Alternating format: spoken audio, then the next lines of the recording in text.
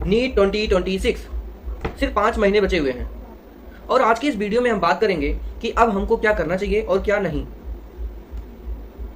क्योंकि नीट 2026 हमारा last attempt है। ये अगर आप मान के नहीं चल रहे हैं तो कोई चांस नहीं है कि आपका सिलेक्शन हो जाए। पिछले 2-3 अटेम्प्ट आप दे चुके हैं। हर साल आप सोचते हैं कि जो गलतियां मैंने पिछले साल की हैं उसको दोबारा रिपीट नहीं करूंगा, लेकिन गलतियां रिपीट होती हैं और आप उसको रोक नहीं पाते हो। अगर मेरी तरह आप ये मान के नहीं चल रहे हो कि ये नीट 2026 आपका लास्ट अटेम्प्ट है, चाहे सिलेक्शन हो या ना हो, MBBS, BDS, BAMS, BHMS, BUMS या फिर कुछ और, कुछ भी करो, लेकिन नीट 2026 को ये अपना लास्ट अटेम्प्ट अगर बना दिया और उस तरह से प्रिपेयर कर लिया, देन 95% चांस है कि आपका सिलेक्शन हो जाएगा। 5% मैं नहीं कह सकता, क्योंकि मेरे साथ ऐसे भी बच्चे हैं, मैंने देखा है कि उनकी अच्छी मेहनत के बाद भी सिलेक्शन नहीं हुआ। लेकिन अगर आप इस बार अपना 100% नहीं दे पा रहे हैं तो इसकी क्या संभावना है कि आप अगले अटेम्प्ट में 100% दे देंगे।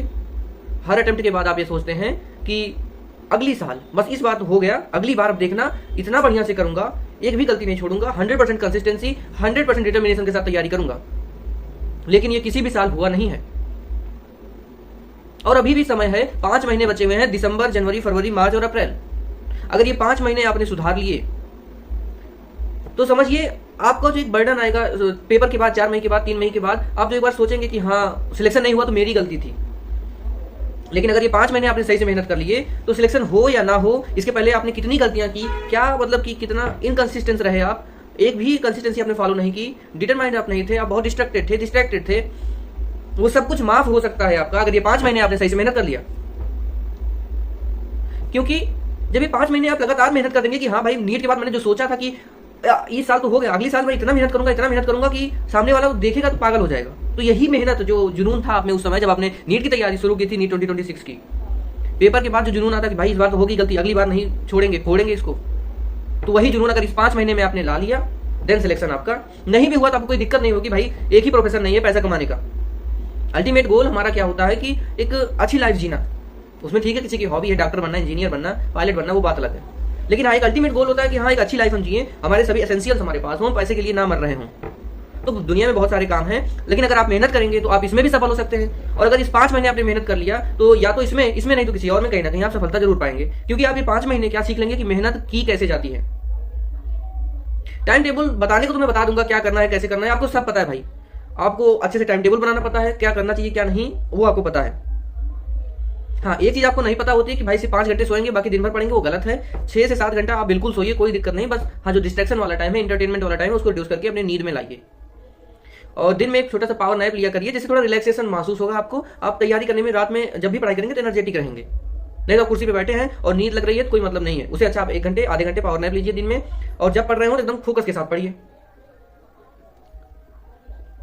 क्योंकि अगर आपने इसको लास्ट अटेम्प्ट बना लिया तो दुनिया में बहुत काम है। ये सिलेक्शन हुआ ना हुआ बात की बात है, सिलेक्शन के बाद यानी कि नीट के एग्जाम के बाद आपको ये नहीं लगेगा कि भाई सिलेक्शन नहीं हुआ तो मेरी गलती है। अपनी गलती नहीं होनी चाहिए भाई। ये 5 महीने जो गलती हो गई वो हो गई 5 महीने। अब जो बचा है, जो भी टाइम अब बचा है, इसमें मेरी गलती नहीं है, बस इतना मान लो, इतना कर लो कि अब तक जो हो गया, जो गलती हो गई। ये जो 5 महीने बचे हैं, कम टाइम नहीं होता है 5 महीने भाई। यहाँ तक कि जो अच्छे बच्चे यहाँ तक आते हैं, यहाँ से वो डाउनफॉल कर देते हैं, सिलेक्शन नहीं होता। और जो तुम्हारे जैसा कोई बैठा है तो वो भी अगर अब से अपना ग्राफ उठाना शुरू कर दे, अब से पूरी मेहनत लगा दे, जी जान लगा दे, देन बिल्कुल सिलेक्शन हो सकता है। और नहीं भी हुआ तो मैंने कहा बाद में अपनी गलती ना फील हो कि भाई सिलेक्शन नहीं हुआ तो मेरी गलती थी। तो आज की वीडियो में कोई खास मोटिवेशन नहीं है, मैं सिर्फ रियलिटी बता रहा हूं कि 5 महीने अच्छे से अपनी मेहनत कर लो, अपने पढ़ाई पर दे दो, दुनियादारी भूल जाओ। कोई आपको डिस्टर्ब करने वाला है, वाली है, उसको हटा दो भाई, उससे डिस्टर्ब ना हो। 5 महीने की बात है, एक बार टाइम अपने ऊपर देके देखो कि हाँ क्या रिजल्ट आता है। इंटरटेनमेंट कुछ ऐसा करो जो तुम्हारी हॉबी हो, जिसमें तुमको लगता है कि नहीं हाँ इसमें मैं अच्छा कर सकता हूं, तो उसमें कुछ काम करो। और सिलेबस जो आपने थंबनेल देखा होगा कि 5 महीने नहीं सिर्फ 3 महीने, तो दिसंबर, जनवरी, फरवरी, सिर्फ 3 महीने यही बचे हैं तुम्हारे पास। लास्ट के 2 महीने कुछ नहीं होते हैं, वो सिर्फ आपका वो 2 महीने तभी पढ़ाई होगी जो टेस्ट पेपर सॉल्व करता है, वो उसकी होती है जो इधर तैयार करके बैठा रहता है। तो ये 3 महीने दिसंबर, जनवरी, फरवरी आपको अपना पूरा सिलेबस खत्म करना है, चाहे जिस बैच में आप पढ़ रहे हो, कैरियर बिल में हो, यकीन में हो, ऑफलाइन में हो, ऑनलाइन में हो, कहीं भी हो। फरवरी लास्ट तक सिलेबस सब जगह खत्म हो जाता है। अगर आप क्लास ले रहे हैं, क्लास कंटिन्यू करना चाहते हैं कि हाँ ऑनलाइन लेक्चर में लेता हूं, तो उसको कंटिन्यू करना चाहते हैं, ठीक है कंटिन्यू कीजिए, लेकिन जो पीछे आपने पढ़ा है, जो बैकलॉग है, उसका कम से कम थोड़ा थोड़ा पोर्शन रिवाइज करना शुरू कर दीजिए। एंड अब मैं नहीं कर रहा, पूरा मॉड्यूल लगाने का समय में नहीं बचा है। जो चैप्टर हो गए हैं उनका तुम कुछ नहीं कर सकते हो, उनके प्रीवियस ईयर क्वेश्चन उठाओ, प्रीवियस ईयर सॉल्व करो, नहीं आते then chapter wise topic wise solve करो, उसके बाद फुल लेंथ पेपर सॉल्व करो। और कोई एक सब्जेक्ट जो फिजिक्स केमिस्ट्री बायोलॉजी जो भी आपकी मजबूत हो उस पर थोड़ा टाइम कम करो। और जो गरीब चैप्टर है तुम्हारा, गरीब चैप्टर समझते हो ना, जो तुम्हारे एकदम सबसे कमजोर है, जो देखते ही तुमको एकदम हालत खराब होती है, उस पर थोड़ा टाइम दो। जो मजबूत चैप्टर है उसका टेस्ट प्रैक्टिस करो, प्रीवियस ईयर क्वेश्चन लगाओ। क्योंकि अब जो समय बचा है 3 महीने में अगर तुम पूरा समेट लिए तो लास्ट के 2 महीने में test paper analysis, test paper, तब तुम कर पाओगे।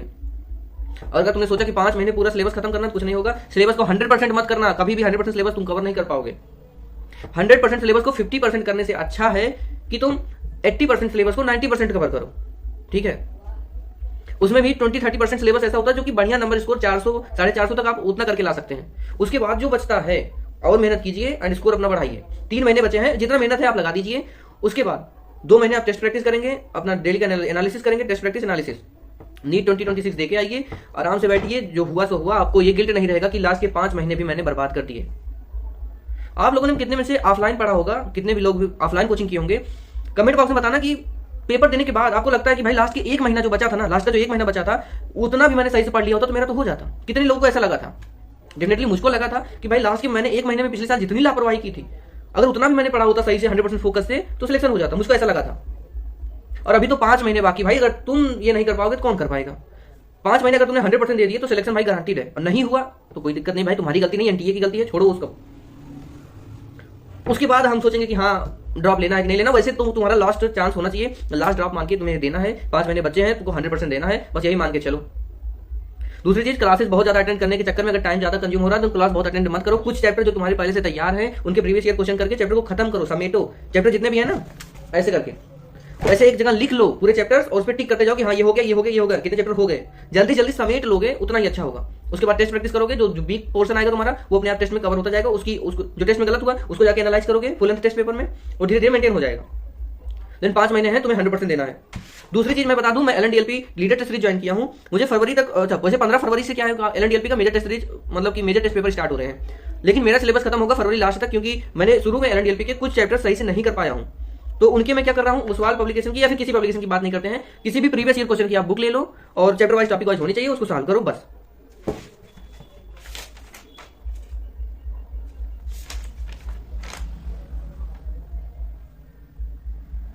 और वैसे तो LNDLP का 21 दिसंबर को टेस्ट पेपर मतलब सिलेबस खत्म कर दे रहा है। 4 जनवरी को रिव्यू टेस्ट 4 है, उसके बाद 18 जनवरी को 11 का फुल सिलेबस पेपर है, 1 फरवरी को 12 का फुल सिलेबस, फिर 15 फरवरी से मेजर उसके स्टार्ट हो जाते हैं। तो 1-2 मेजर मेरा कम जाएगा, कोई दिक्कत नहीं, लेकिन हाँ 30 फरवरी तक मुझे सिलेबस पूरा कवर कर लेना है बढ़िया से विद PY की। मतलब जितने भी प्रीवियस ईयर क्वेश्चन है सब सॉल्व होने चाहिए, रिवाइज होने चाहिए।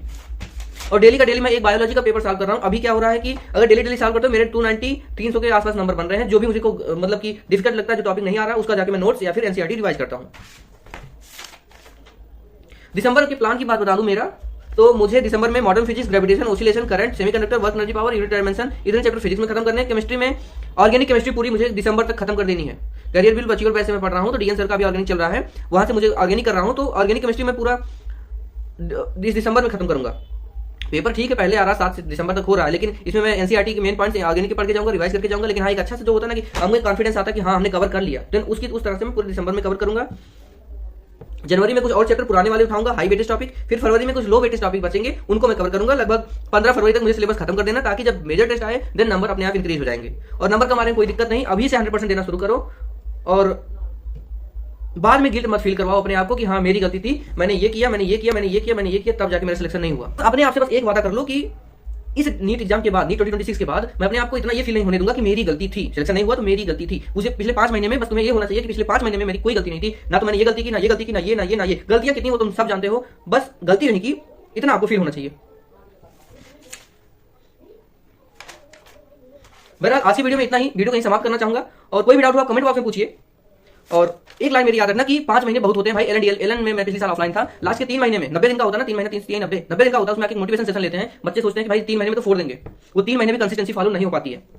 तो सोचिए अगर 5 महीने आपने कंसिस्टेंसी से फॉलो कर लिए देन सिलेक्शन आपका होगा।